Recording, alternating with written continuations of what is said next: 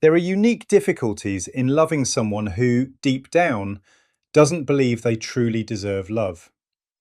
Imagine a relationship between Sarah and Dan. They've been together for 3 months and everything seems to be going well.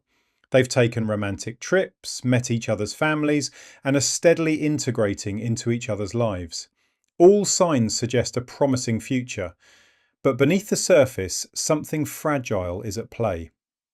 When Dan was a child, his mother was emotionally distant and largely uninterested in him, focusing her attention on his older sister instead. Although Dan is now successful and capable in adulthood, he carries an old emotional wound that quietly influences how he experiences love. The problem doesn't appear when affection is absent, it begins when it's offered freely. Sarah's warmth isn't unwanted, but on an unconscious level, it feels dangerous.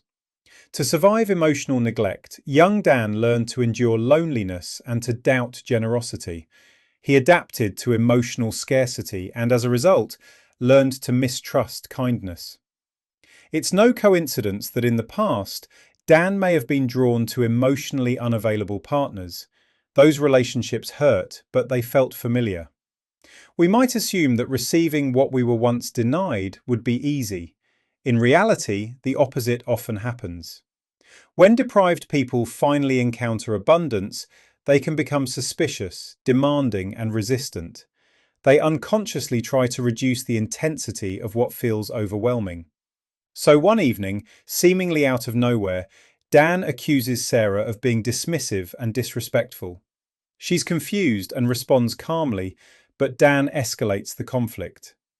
What began as a pleasant evening collapses into tension, silence, and distance. Plans are cancelled. The connection fractures. This wasn't about books or sarcasm, it was about protection.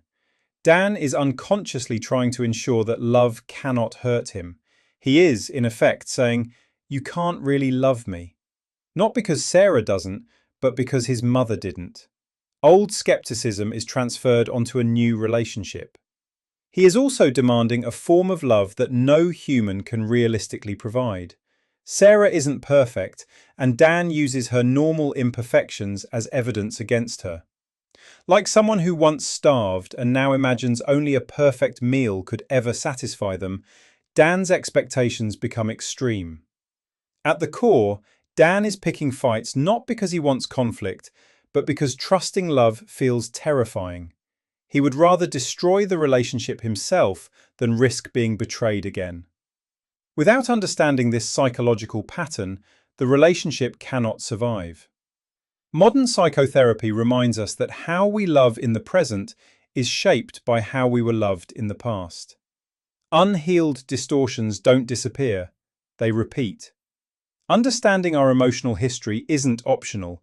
It's the only way to free ourselves from unconsciously sabotaging the very love we long for.